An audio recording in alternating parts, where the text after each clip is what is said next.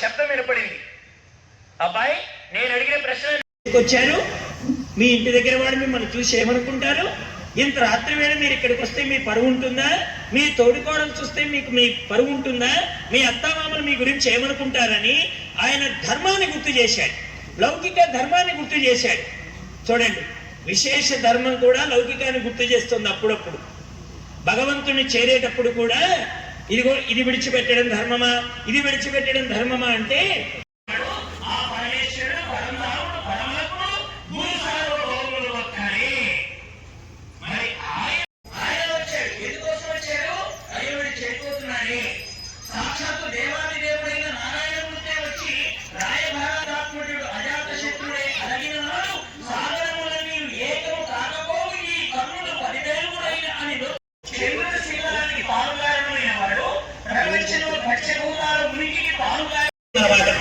అప్పుడు వెంటనే గోపికలు చెప్పారు, కృష్ణయ్య ఆ అత్తగారు అత్తగారిగా కనబడుతున్నారంటే అత్తగారిలో ఎవరుండడం వల్ల కనబడుతున్నారు అని అడిగారు గోపికలు. నా భర్తగారు భర్తగారిగా కనబడుతున్నారంటే పడుతున్నాడు. మరి ఇక్కడ అన్ని రూపాలు తమరైనప్పుడు, అన్ని దేహాలకు తమరే అధిష్టానమైనప్పుడు ఇప్పుడు మేము ఎవరిని వ్యతిరేకించాలి, ఎవరికి సమాధానం అక్కడ చెప్పుకోవాలి. తేజస్వినావధీతమస్తు మా విద్విషావహి. ఓం శాంతి శాంతి. అందరూ కూడా నంబూరు, మరి గుంటూరు జిల్లా మన ఆశ్రమం ఉంది. అందరూ కాళీమన ఆశ్రమం, అందరూ భగవంతుని యొక్క ఆనందాన్ని పొందొచ్చు. మార్చి 12వ తారీఖున ఆశ్రమ ప్రవేశము, మార్చి 17వ తారీఖున మూర్తి ప్రతిష్టలు ఉంటాయి. ఈ లోపల అన్ని పూజలు, మరి అలాగే భగవన్నామ సంకీర్తన అఖండంగా జరుగుతుంది. అందరూ కూడా రండమ్మా, అవకాశం చేసుకొని మీ అమ్మగారి ఇంటికి వచ్చినట్టుగా వీళ్ళందరూ కూడా పుట్టింటికి వచ్చినట్టుగా రండమ్మా అని అందరినీ ప్రార్థిస్తున్నాను. జయ గురుదేవ్. జయ.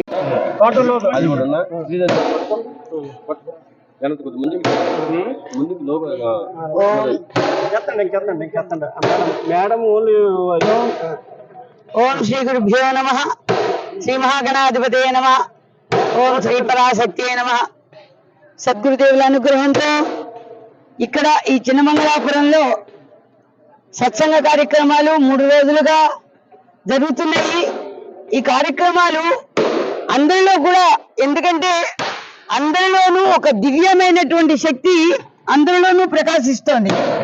కానీ దాని బయట ఉన్నటువంటి మనుగడకి, మనసులకి లోబడి, తర్వాత ఈ విషయాదులకి లోబడి అందరూ కూడా దానిని మనం వృధా చేసుకుంటున్నాం, మన శక్తిని.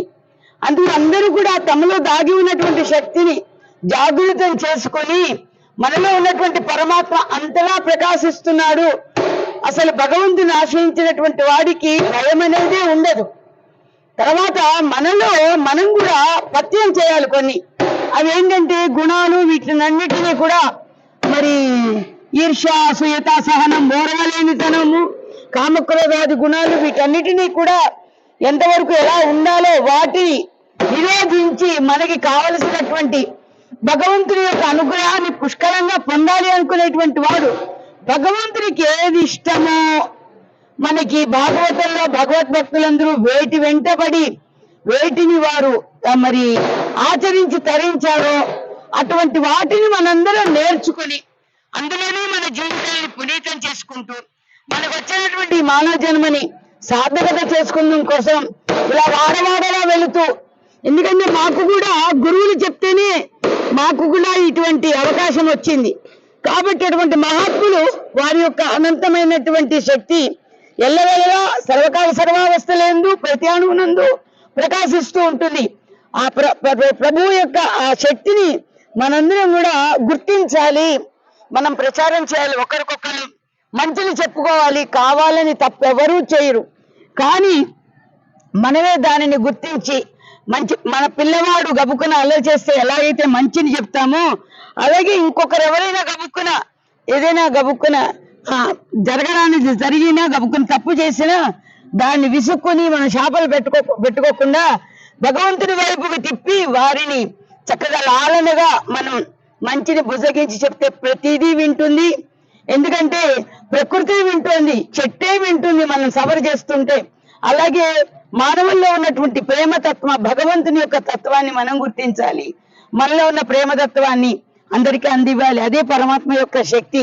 ఆ శక్తి ఎందుకంటే సా భక్తి పరమ ప్రేమ రూపాన్ని నారద భక్తి సూత్రాల్లో ఉంది. పరమ ప్రేమ అయినదే భక్తి. భక్తి అంటే పూలతో చేస్తేనే, ప్రసాదాలు పెడితేనే కాదు, మనం ఇంకొకరికి పెట్టగలిగి ఉండాలి. మనం తింటున్నటువంటిది మనం దాచుకుని ఏదో పెడితే అది కాదు పరమాత్మకి ఇష్టం.